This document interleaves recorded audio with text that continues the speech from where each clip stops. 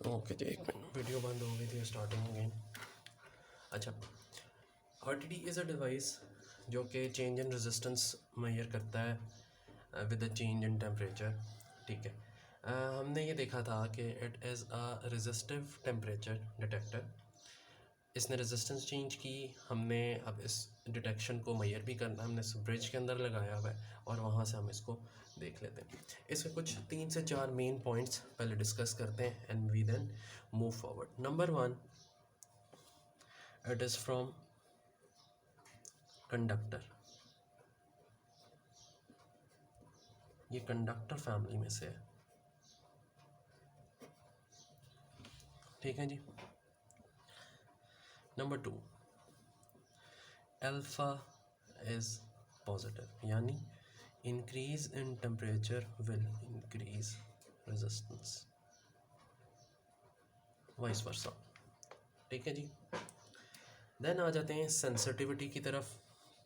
Actually alpha defines sensitivity.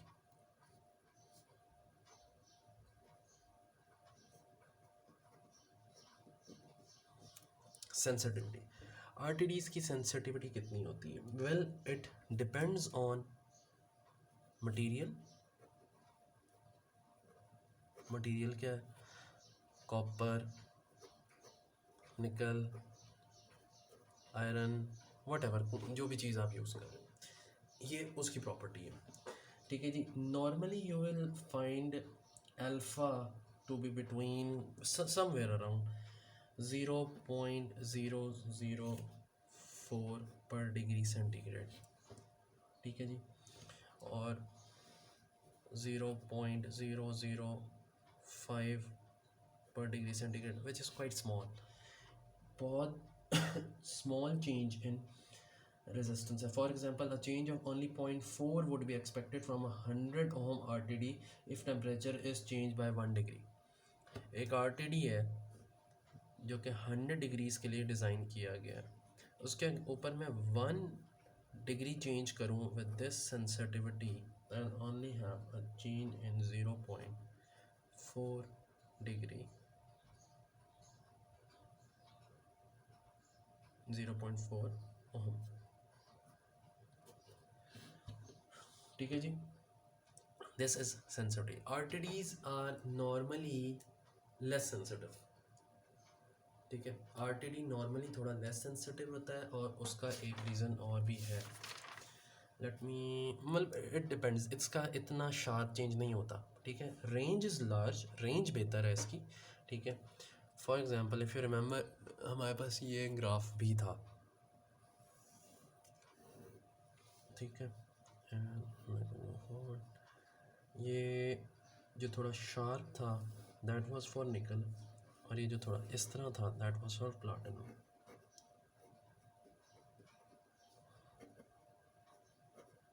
ठीक है। And this is R at any given T over R25, remember referencing चाहिए होती है। And this is temperature in degree centigrade, 0 से लेके we are looking eight 600, और यहाँ पे इट इज़ 0 एंड ये 3 है ऊपर, मैक्सिमम पीक के ऊपर। सो फ्रैक्शनल चेंज, इफ़ यू सी, नीचे रेंज बहुत बड़ी है और जो change in resistance, fractional change in resistance at from a reference point of view जो है वो काफ़ी छोटा है। इसके साथ मेजरमेंट करना थोड़ा सा मुश्किल काम होता है, ठीक है, लेकिन you have a better range. So sensitivity less sensitive, काफ़ी ज़्यादा चेंज इन टेम्परेचर के ऊपर आपको अच्छी चेंज इन रेजिस्टेंस मिलती है, otherwise it's not the same case. अच्छा, रेंज इज़ गुड, ठीक है। आई विल से सेंसिटिविटी के आगे मैं माइनस लगा रहा हूँ, means it's sort of a con, less sensitive, less range. इसी स्क्रीन पे आ रहा है, बिल्कुल आ रहा है। रेंज अच्छी स्केलेबल रेंज है, ठीक है, गुड वाइड टेम्परेचर रेंज, ठीक है जी। वाइड टेम्परेचर रेंज को कवर करता है, सेंसिटिविटी थोड़ी सी लेस है लेकिन ठीक है, it does not matter that much. Second third fourth point के ऊपर आते हैं, दैट इज रिस्पॉन्स टाइम। अच्छा, ये अब डिबेटेबल चीज़ है। डिबेटेबल चीज़ इसलिए है, इट डिपेंड्स कि कंडीशन क्या है, ठीक है। फॉर एग्जांपल आरटीडी को आपने ओपन एयर में लगाया हुआ है, कांटेक्ट किया हुआ है। फॉर एग्जांपल मैं एक मॉसफेट का वर्किंग टेम्परेचर मुहैया करना चाहता हूँ, मेरे पास एक वेरिएबल फ्रीक्वेंसी ड्राइव वीएफडी लगी हुई है, एबीबी की लगी हुई है। उसके जो मॉसफेट्स हैं, जो उसका मेन ड्राइविंग एम्पलीफायर है, मैं उसका टेम्परेचर देखना चाहता हूँ कि वो ओवर हीट ना हो। तो आप क्या करते हो कि आपने जस्ट हाउसिंग के अंदर टेम्परेचर सेंसर लगा दिया, आरटीडी लगा दिया, या उसके हीट सिंक के साथ टच करके लगाइए, कांटेक्ट है या नहीं है। कांटेक्ट है तो response time will be better, contact नहीं है तो response time will be slow. The main point is thermal equilibrium, thermal equi. Thermal equilibrium का मतलब ये होता है कि ये चेंज ऑफ रेजिस्टेंस करके एक जगह पे आकर रुक जाए, उस टेम्परेचर के साथ कांस्टेंट हो जाए। सो आप चाहते हो कि थर्मल इक्विलिब्रियम एग्जिस्ट करता हो, मतलब उस पॉइंट के ऊपर जाके रुके। द पॉइंट ऑफ मोमेंट जहाँ से इसने चेंज करना शुरू किया और ये थर्मल इक्विलिब्रियम के अंदर जाता है, दैट इज़ रिस्पॉन्स टाइम। आरटीडीज़ के केस में it can very from 0.5 to 5 seconds, which is slow. RTD थोड़ी स्लो डिवाइस है। इसको आप वेल स्टर्ड ऑयल बाथ में भी रखते हो। कहने का मतलब ये कि आप उसके इर्द गिर्द जो आप कांटेक्ट बढ़ाते हो उसका, ठीक है, so that it can easily adopt to the change. और ऑयल बाथ या वेल स्टर्ड ऑयल बाथ रखने का एक रीज़न और भी होता है, वो अभी हम बिल्कुल थोड़ा सा आगे जाके देखते हैं। So it tends to be on the slower side, sensitivity कम है, स्लो है, रेंज बेहतर है। अब आ जाते हैं कंस्ट्रक्शन के ऊपर, बिकॉज ये तीनों चारों चीज़ें कंस्ट्रक्शन के साथ इंटरलिंक्ड है। कंस्ट्रक्शन के साथ इंटरलिंक्ड होने का क्या मतलब है, ये इसी की प्रॉपर्टीज़ को मैं आगे कंटिन्यू कर रहा हूँ। This is my page 2। अब आ जाते हैं कंस्ट्रक्शन।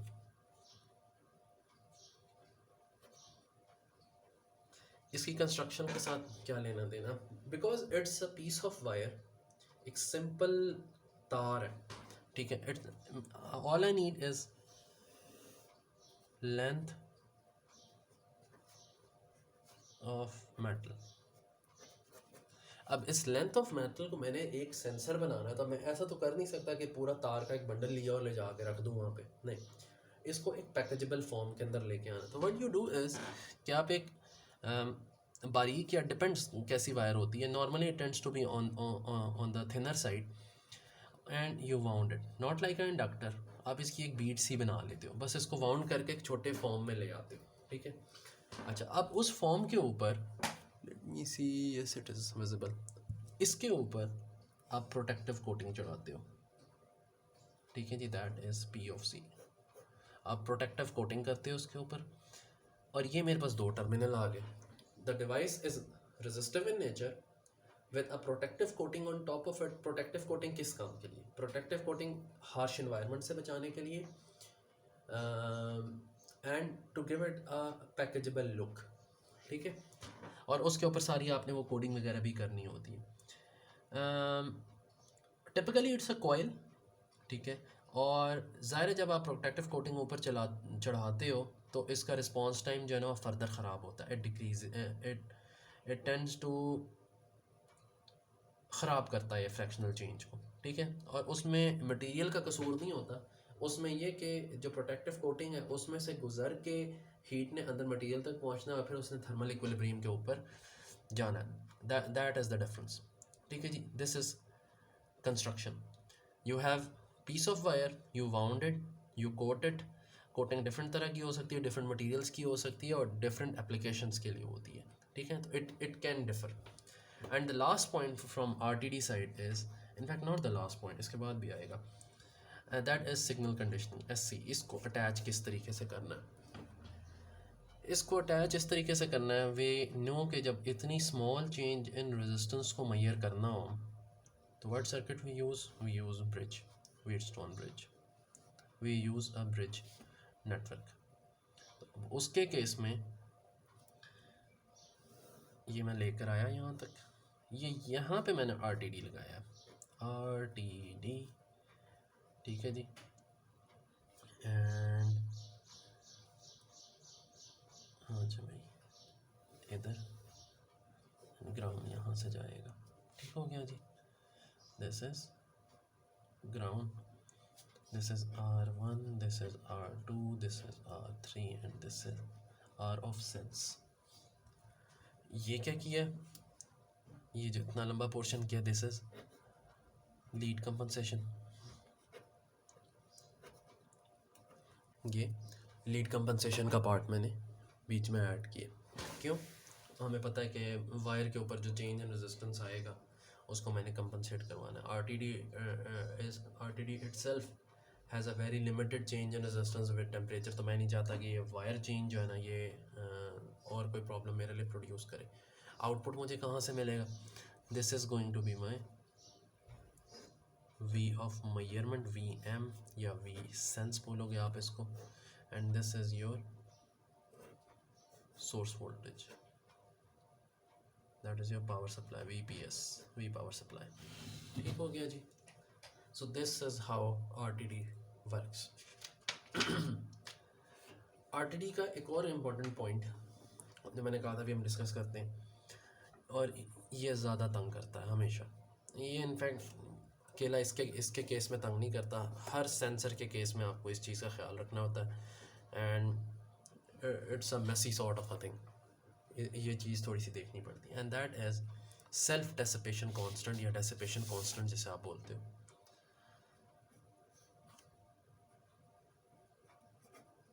डेसिपेशन कांस्टेंट,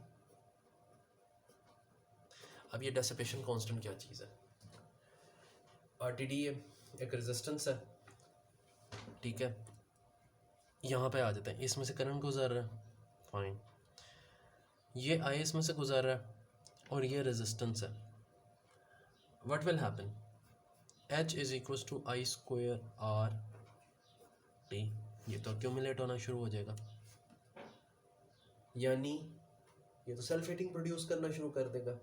जो रेजिस्टेंस वाली चीज़ मैंने लगाई थी वहाँ पे, एक RTD मैंने प्लेस किया था, उसके साथ मैंने ब्रिज नेटवर्क अटैच किया, अब बिकॉज इट्स अ रेजिस्टेंस उसमें से करंट भी गुजर रहा है, उस पर पावर भी डेसिपेट हो रही है, तो क्या वो जो पावर डेसिपेट हो रही है उसके ऊपर, वो तो कहीं सेल्फ हीटिंग तो प्रोड्यूस नहीं करवा रही उसके अंदर, उस पावर डेसिपेशन की वजह से तो कोई हीट नहीं आ रही यहाँ पे, वो देख लेते हैं वो क्या चीज़ होती है। There is a thing called P of D, power dissipation constant, and ये क्या है, ये इसकी एक प्रॉपर्टी है और ये डेटा शीट से आती है। डेटा शीट में कहाँ से आती है, कंस्ट्रक्शन से। इसका मतलब क्या होता है कि जी ये सेंसर इतनी पावर डेसिपेट कराने पे 1 डिग्री चेंज इन टेम्परेचर करेगा, विच मीन्स इतनी पावर डेसिपेट कराने पे this RTD will produce a self heating of 1 degree, ये this is what a constant, ये एक कांस्टेंट होता है, ठीक, fine, so it's a constant. साथ ये देख लेते हैं कि अब इसको हैंडल किस तरीके से करना है, सेल्फ हीटिंग होती किस तरह, लेट्स टेक एग्जांपल। इनफैक्ट इससे पहले let's go with the formula, कितना डेल्टा टी आएगा, कितनी delta T means self heating,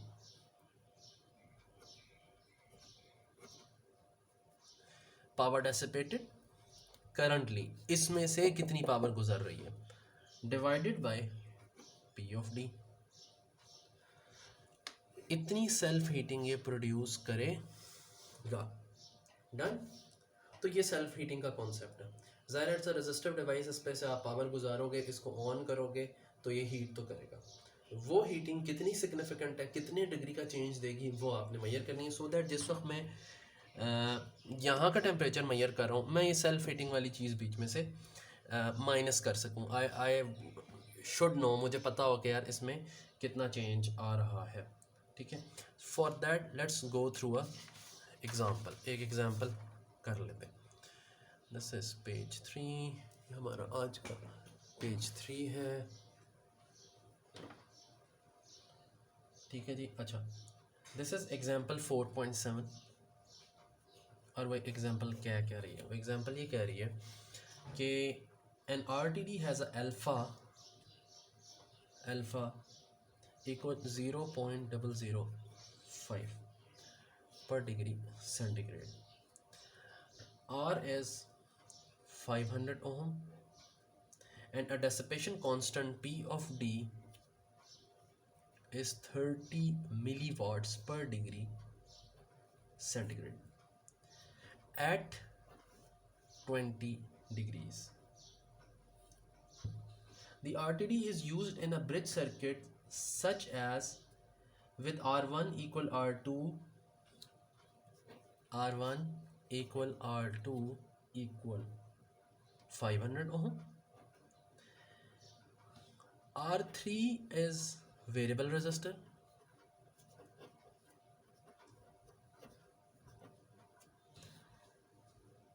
Used to null the bridge if supply is VPS is 10 volts and RTD is placed in a bath at 0 degrees.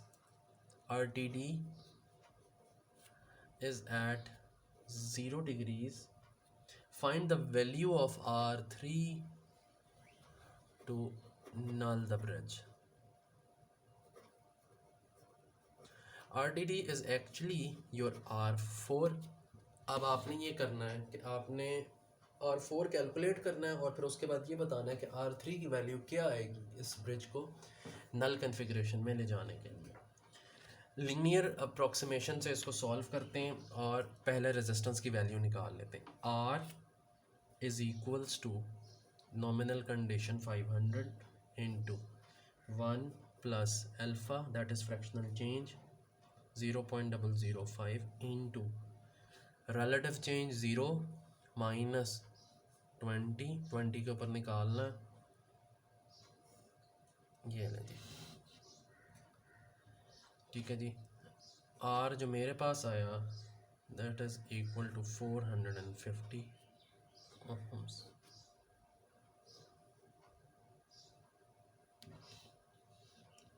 मुझे 20 degrees की value given थी, at 20 degrees it was 500 Om.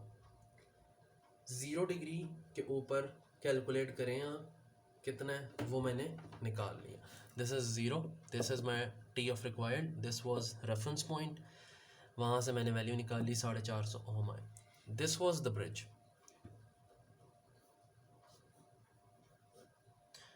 It was 500 R3 which is variable in nature and अभी मैं lead compensation नहीं कर रहा। RTD ground supply is 10 volts and this is measurement point V of M। RTD निकला 450, नल करने के लिए साफ सी बात है इसको चेंज किया R3 को और मैं इसको 450 तक ले आया, ठीक हो गया, solve, problem is it's all clear. लेकिन वो ये कहता है कि अब एक काम करें, सेल्फ हीटिंग को बीच में इंक्लूड कराएं। तो सेल्फ हीटिंग को बीच में इंक्लूड कराने के लिए मैंने ये देखना है कि इस RTD में से कितनी पावर गुजर रही है, कितनी पावर डेसिपेट हो रही है। P is equals to I square into R। So first of all I need to know कि इस RTD में से कितना करंट गुजार रहा है। That is simple, very simple. I is equals to 10 volts, this leg divided by leg में total resistance कितनी है 500 plus 450, it comes out to be 0.011 amp, ठीक है जी। सो पावर डेसिपेशन निकाल लेता हूँ। P is equals to 0.011 square into 450 comes out to be 0.054 watts। So delta T कितना होगा इस पर, सेल्फ हीटिंग कितनी होगी, power dissipation that is 0.054 divided by 0.03 that is power dissipation constant and gives me 1.8 degrees, यानी there is a change of 1.8 degrees, ये 1.8 degree self heat हुआ हुआ है, विच फर्दर मीन्स कि इस इक्वेशन के अंदर ये जो मैंने ज़ीरो डाला हुआ है it is not actually zero, ये 1.8 डिग्रीज पे बैठा हुआ है। तो I recalculate R is equals to 500 into 1 plus 0.005 into 1.8, let me see ये कैमरे में आ रहा है, यस आ रहा है, 1.8 माइनस 20, दैट्स इट। अब मैं इसे कैलकुलेट करता हूँ तो it comes out to be 454.5 ohms. So अब मुझे ब्रिज को नल करने के लिए actually I need 454.5 ohms to null. ठीक है जी। So the bridge will be nulled at 454.5 ohms अगर R3 को इसके ऊपर ट्रिम पॉट से सेट करूँगा, ट्रिम पॉट पोटेंशियोमीटर, उसे वेरिएबल रजिस्टर घुमा के उस जगह तक ले आऊँ। ठीक हो गया जी। That is how you deal with, that's how you should deal with power dissipation, self power dissipation. ठीक हो गया। रेंज हम इससे पहले डिस्कस कर चुके हैं। अगर आप मुझसे कहेंगे जी कि बॉल पार्क करें फिगर को कि इसकी रेंज कितने से कितनी होगी, तो it has a wide range. You are looking at, एक बॉल पार्क फिगर आपने मेरे से मांगना है ना, RTD -100 से लेके you can say it can go up to 650 degrees centigrade. ठीक है जी। ये इनको एब्सोल्यूट लिमिट्स तकरीबन आपने कंसिडर कर लेना, वरना RTD में इतनी ज़्यादा हिम्मत होती नहीं है। ये एब्सोल्यूट मैक्सिमम रेटिंग्स के हद तक इसको हैंडल करना आपने। Done. RTD is closed at this point. आगे चलते हैं। Let's jump to a second class of a sensor, एक दूसरे सेंसर क्लास के ऊपर जाते हैं, and that is section 4.4 thermistor.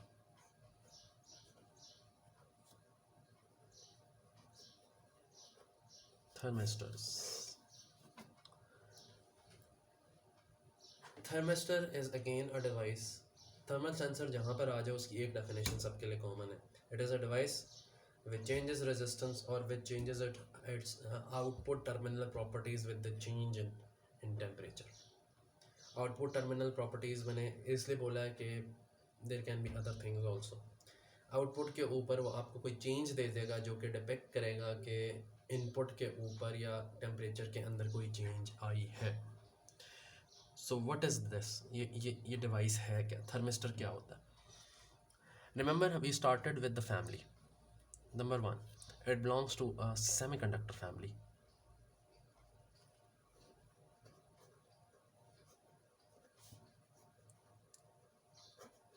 We all know semiconductors in normal state are not good conductors. In fact, they are very bad conductors, which means bad conductor, sorry bad नहीं है, bad है,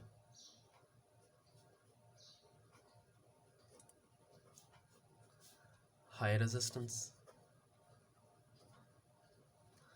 जितना बुरा conductor होगा उतनी ज़्यादा resistance होगी।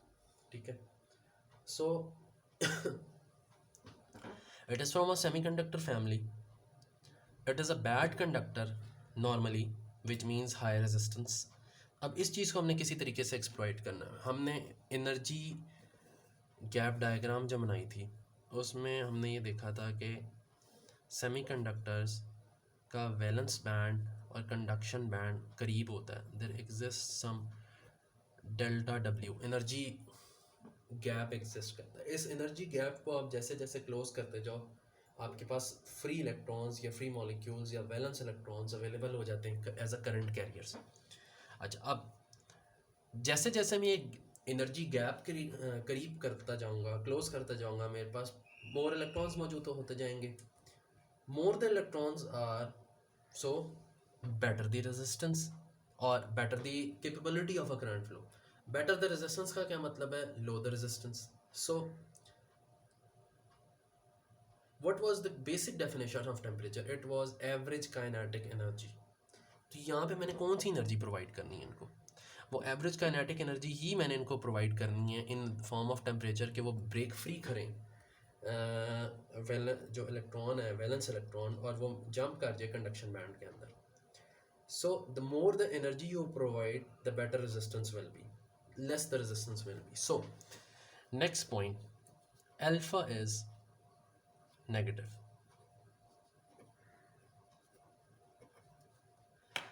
Rough diagram अगर बनाने को बोलो तो this is resistance, that is in kilo ohms. ऊपर 40 ले लें, 30, 20, 10 एंड 0. एंड यहाँ पे I am starting from -20 and मैं जा रहा हूँ 100 तक. नेगेटिव कोफिशिएंट है, नहीं थोड़ा ज़्यादा स्टीप हो गया. I am gonna say something like this. ये सेकंड वाली लाइन को जो है ना फॉलो करना ज़रा ज़्यादा. Not this one, not this one, नहीं ये नहीं, this is good. So if you see, पहली चीज़ non linear,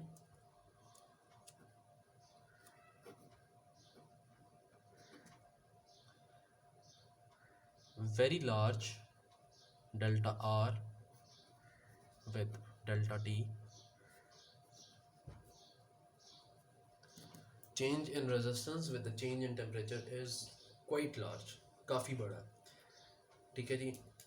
There are some cases जिसके अंदर you can have up to 10% of a change in total resistance with just 1 degree change in temperature. ये इतना sensitive है.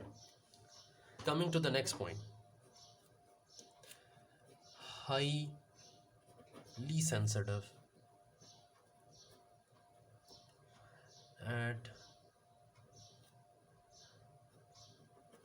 certain range. एक certain range के अंदर thermistors are extremely sensitive, like 0.0001 degree change Maihar आ रही होती है. It's too sensitive. ठीक है. बस ख्याल इस चीज़ का रखना होता है कि you don't push this thing in this corner. इसको इस कॉर्नर में पुश नहीं करते. ठीक है. इसी तरीके से थर्मिस्टर्स की जो जिस तरह मैंने आरटीडी की प्रॉपर्टीज़ डिफ़ाइन की थी, थर्मिस्टर्स की बिना प्रॉपर्टीज़ को डिफ़ाइन कर लेते हैं. नंबर 1, सेमीकंडक्टर फैमिली है, अल्फ़ा नेगेटिव है, नॉन लीनियर है, लार्ज चेंज है. सेंसिटिविटी की बात कर ली हमने. पॉइंट्स लिखते हैं साथ साथ. सेंसिटिविटी,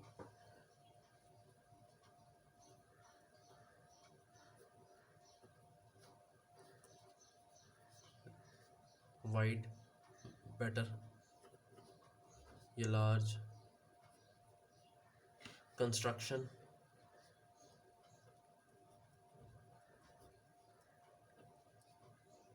अच्छा, because it's a semiconductor device, ये बल्क के अंदर प्रोड्यूस होता है और ये सेमीकंडक्टर चिप के ऊपर बनता है. ठीक है जी. It can vary in size, it can be as small as 1 mm. ठीक है.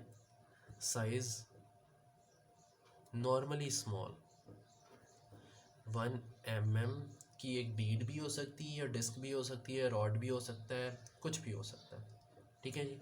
It's normally a fabricated chip or fabricated something like this. Closed enclosure होगा, सेमीकंडक्टर वेफर चिप अंदर होगी, ऊपर प्रोटेक्टिव कोटिंग होगी. आपको 2 टर्मिनल्स ही मिलेंगे और आपके लिए ये बस एक एंड टू एंड डिवाइस होगी. ठीक है. आजकल because it's a bit advance at this point, thermistor की चिप्स आती हैं with some sort of a digital interface और एनालॉग इंटरफेस, जिसके अंदर ही सिग्नल कंडीशनिंग हुई हुई है, सब कुछ हुई हुई है. आप सप्लाई वोल्टेज दो, वो कर कर आके आपको आउटपुट दे देगा. ठीक है. रेंज, अच्छा, इनके केस में ना ज़ाहिर है जब इतने प्रोज होते हैं तो फिर उनके कॉन्स भी होते हैं. You have a limited range. Limited range से मुराद है बिकॉज सेमीकंडक्टर डिवाइस है. सेमीकंडक्टर डिवाइसेस के टेम्परेचर को आप बहुत ज़्यादा पुश नहीं करते हो. बॉल पार्क फिगर मेरे से मांगोगे, यू आर लुकिंग एट -80 -100 भी होता है, मैक्सिमम 300 डिग्रीज मैक्सिमम. ठीक है जी, this is range. Response time, now this is again interesting.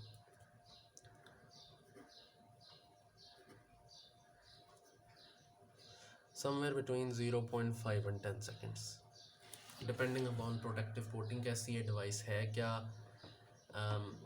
किस उसके लिए बनी है, एप्लीकेशन क्या है, anything like this.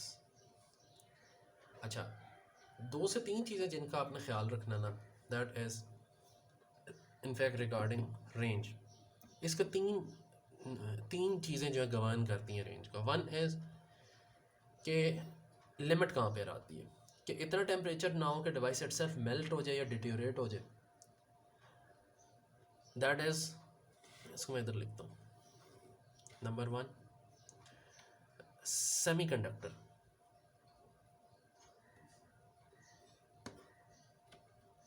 Melt deteriorate, melt और डिटेरियोरेट ना हो जाए. नंबर 2, जो ऊपर प्रोटेक्टिव कोटिंग है इसके, ठीक है, वो ख़राब ना हो जाए. इनकैप्सुलेशन जो है, एक मिनट, ये आ रहा है इसमें, हाँ ठीक है, इनकैप्सुलेशन डैमेज ना हो. And number 3, that is the last point, कि जब आप इसको बहुत ज़्यादा पुश करते हो इनसेंसिटिव हो जाता है. एंड ये जो इनसेंसिटिविटी वाली बात है, ये जो मैंने बात की थी, इसको कोने में पुश नहीं करते. इधर जाके टेम्परेचर बढ़ाते जाओ बढ़ाते जाओ बढ़ाते जाओ, you will not have a change in resistance. वो मेजरेबल ही नहीं रहती. इस पॉइंट के ऊपर 200 डिग्री चेंज करके 4 ओहम चेंज ले लूँ, क्या फ़ायदा. यहाँ पे I have like 10 degree change और उसके अगेंस्ट मेरे पास जो है ना 30 किलो ओहम की चेंज आ रही है बीच में. What's better. ईजी हो जाता है चीज़ों को हैंडल करना. ठीक है, लास्ट एंड इम्पॉर्टेंट पॉइंट, ये इधर से आगे इधर कंटिन्यूशन लेके आ रहा हूँ, दैट इज सिग्नल कंडीशनिंग.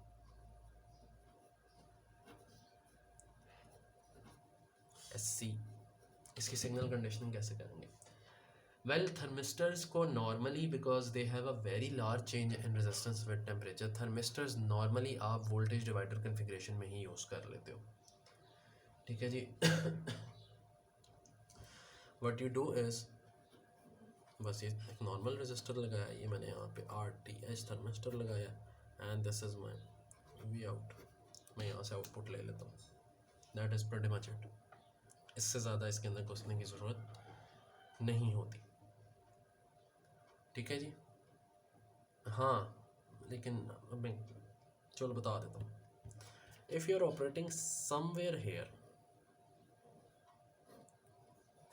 तो यू यूज़ ब्रिज, क्योंकि यहाँ पे बहुत स्मॉल चेंज है. लेकिन यहाँ पे आपने यूज़ करना क्यों, you have other devices for this purpose. लेकिन अगर करना पड़ गया तो फिर यही ऑप्शन है. प्रोज एंड कॉन्स, क्यों ऐसा क्यों कर रहे हैं, मतलब why do I use a thermistor instead of a RTD? That is a question. Why do I use a thermistor as compared to RTD? Well, आसान तरीन इसका एक जवाब ये कि लेट्स से मेरे पास एक ऐसे एप्लीकेशन स्पेसिफिक डिवाइस है, सेल फ़ोन की चिप है जिससे मैंने टेम्परेचर लेना है. तो व्हाट्स बेटर, कि मैं चिप के अंदर ही एक छोटा सा सिलिकॉन वेफर फैब्रिकेट कर लूँ या बाहर जाके एक अलग से रेजिस्टेंस लगाऊँ. What's better. Cost wise it is slightly expensive than RTD, लेकिन when you are at micro level I do not think कि इस इतना ज़्यादा मैटर करता है. सो इनसाइड अ चिप, एक ASIC के अंदर मैं थर्मिस्टर साथ बिल्ड इन फैब्रिकेट कर लेता हूँ. एक्सटर्नल RTD मुझे लगाने की ज़रूरत नहीं है. There are 100 ways, there are hundreds and hundreds of positives and equal negatives of both the devices, RTDs and thermistors, ठीक है। प्रोज एंड कॉन्स आपके सामने, सेंसिटिविटी किसकी बेहतर है कंस्ट्रक्शन के हिसाब से, क्या है रिस्पॉन्स टाइम, क्या है self heating and other things that you have to deal with, ठीक है जी।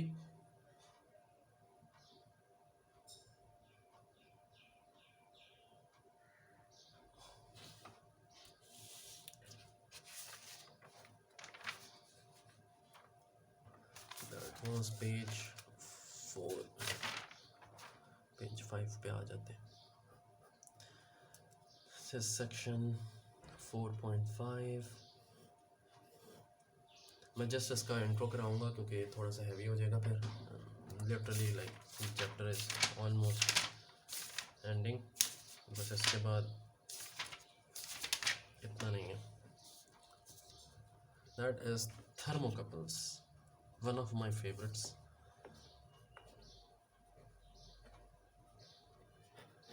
and reason being most reliable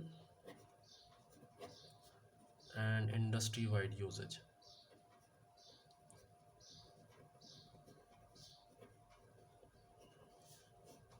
ये दो चीज़ें इनको बिल्कुल दे रहा पार्ट। अभी देखते हैं extremely good range higher side पे। Okay, what is a thermocouple? Thermocouple is again a device that is used to measure the change in temperature. अल्फाज में थोड़ा सा चेंज है, अभी थोड़ा सा आगे जाके पता लगेगा। Thermocouple is a device that is used to measure the change in temperature, ठीक है। कुछ को समझ आई होगी, कुछ को नहीं आई होगी। Change in temperature, okay. Before moving forward thermocouple की दो एक प्रॉपर्टीज़ ले लेते हैं। नंबर 1 कि इट यूजेस 2 मेटल्स। सेकेंडली यहाँ पे साथ साथ प्रॉपर्टी चार्ट भी बनाते जाते हैं। Family is from metals. अच्छा, इधर आते हैं, थर्मो इलेक्ट्रिक इफेक्ट देख लेते हैं पहले।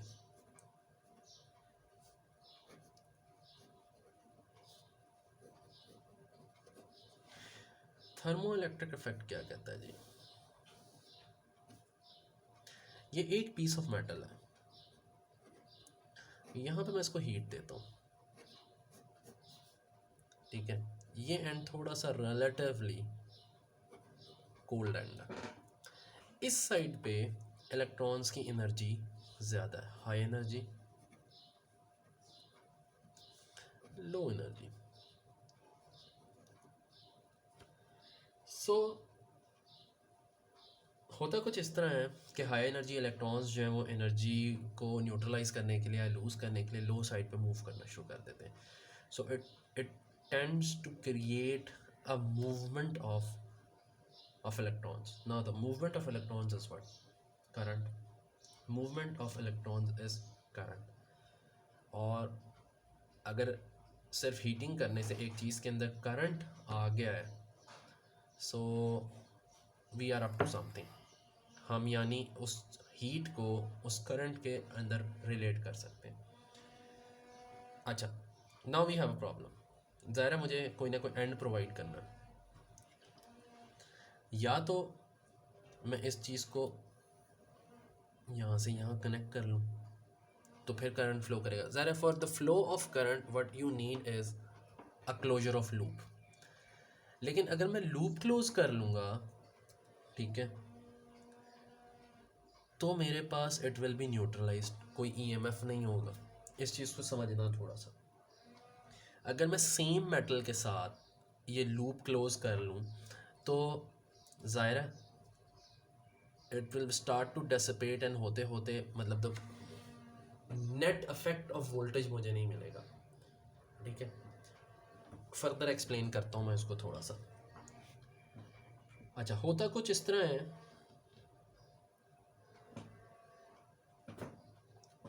कि if you change this conductor, अगर ये मैंने मेटल ए लिया था तो ये मुझे मेटल बी चाहिए। वो चीज़ समझे ना समझे? अब जब मैंने ये कंडक्टर यहाँ पर अप्लाई किया है तो वो हीट इसे भी मिल रही है और यही कोल्ड एंड इसे भी मिल रहा है। अगर ये सेम होता तो same voltage here and same voltage here, no effect. लेकिन अगर मैं ये मेटल चेंज कर लूँ, दो डिफरेंट मेटल्स लगा लूँ, तो ज़ाहिर मटीरियल मटीरियल प्रॉपर्टी फ़र्क होती है। ये कुछ और, ये थोड़ी हो सकता है ज़्यादा वोल्टेज प्रोड्यूस करे, कम वोल्टेज प्रोड्यूस करे, या ये ज़्यादा थर्मोइलेक्ट्रिक इफेक्ट ले, ज़्यादा फ्लो ऑफ इलेक्ट्रॉन्स को करे। तो जब मैंने दो डिफरेंट मेटल्स ले लिए हैं तो उसका मुझे फ़ायदा ये हुआ है कि still I have a potential barrier, I still have a potential difference. और उस पोटेंशियल डिफरेंस की वजह से यहाँ पे it tends to start a flow of current. ठीक है, it tends to start the flow of current and that flow of current you call, इसके अंदर ईएमएफ आया, एक इंड्यूस्ड मैग्नेटिक फोर्स है। ठीक है, because of the heating effect you called Seebeck effect.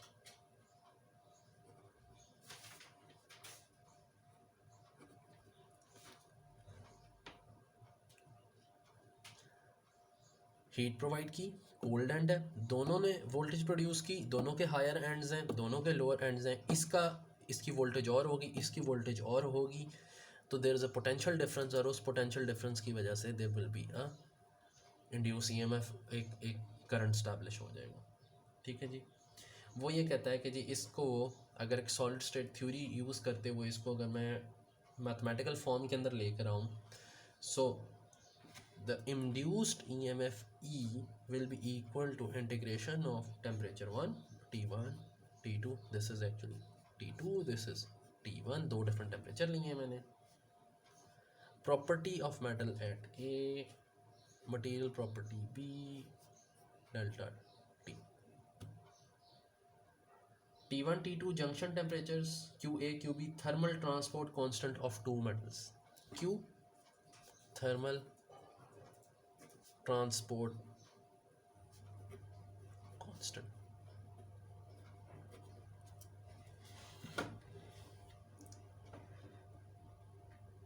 अच्छा, इसकी एक मज़े की एग्जांपल दे देता हूँ, चीज़ें कुछ क्लियर हो जाएंगी। घर में जो गीज़र लगा हुआ है सबके, उसमें जो पायलट के साथ एक छोटी सी एक पिन टाइप चीज़ अटैच हुई भी होती है, उसे हम लोग थर्मोकपल ही बोलते हैं।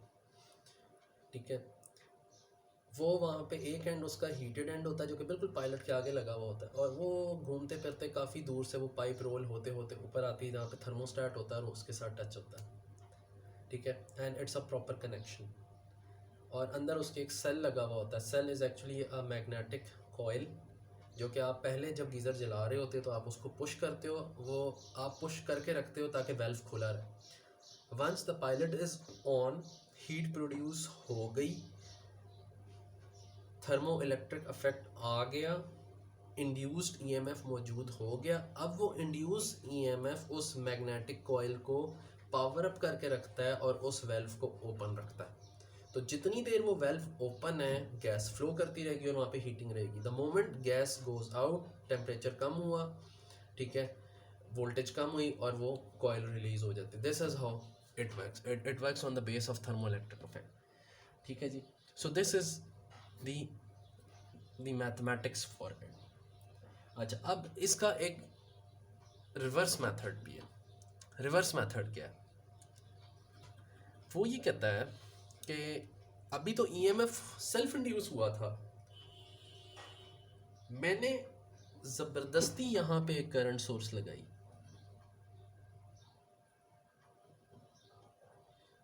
और ओपोजिटली यहाँ से करंट भेजा।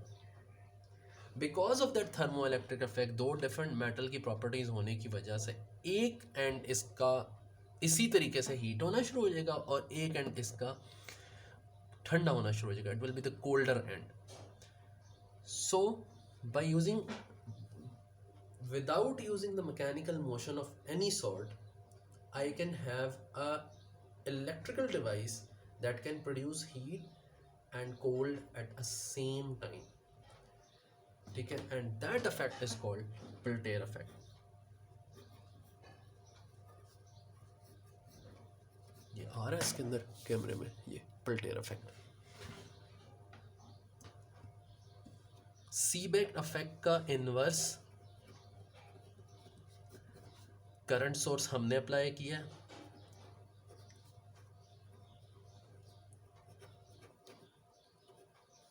ठीक है, एंड करंट सोर्स हमारे अप्लाई करने की वजह से कोल्डर एंड के ऊपर कोल्ड आएगा, ठंडा होगा, और गर्म एंड इसी तरीके से गर्म होगा, ठीक है जी।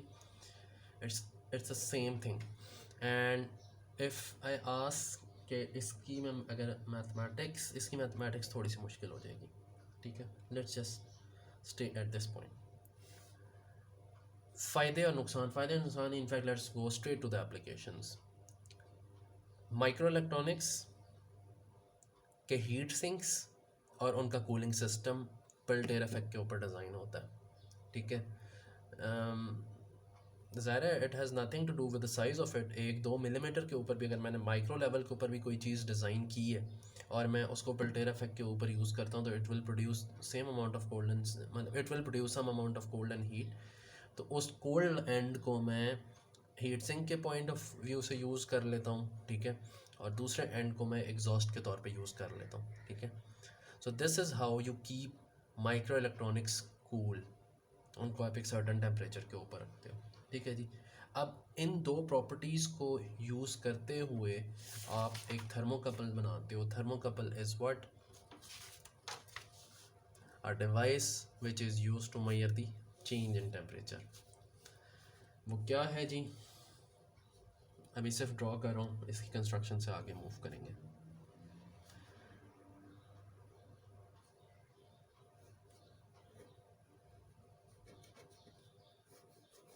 Material C,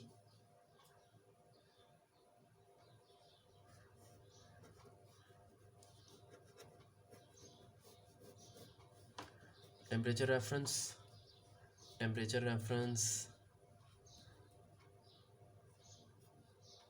temperature at point this, material A, material B and conductor C, और यहाँ से आप अपना EMF लोगे and this will go towards signal conditioner।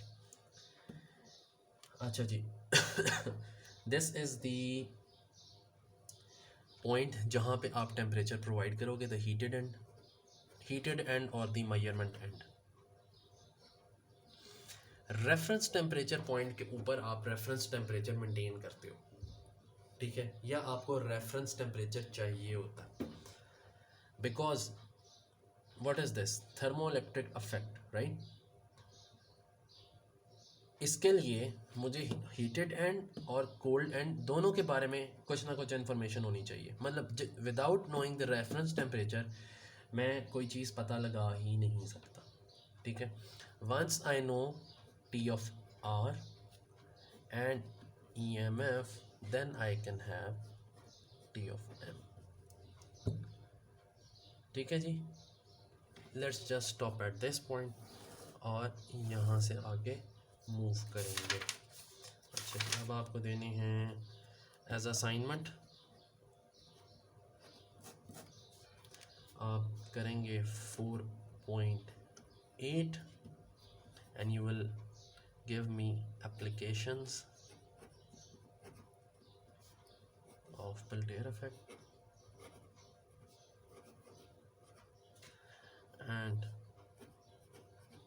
applications of thermocouples। Two apps and 2 apps, बस ये 2 चीज़ें आप लोगों ने मुझे देनी है, ठीक है जी। इससे 4.8 एग्जाम्पल है, नोट्स अभी मैं शेयर कर देता हूँ साथ। This is it from today's lecture. अभी मैं ये 2 पार्ट्स में इनको मैं कंबाइन करता हूँ and let's meet on Saturday for the interactive session, ठीक हो गया जी। ओके, अस्सलाम वालेकुम।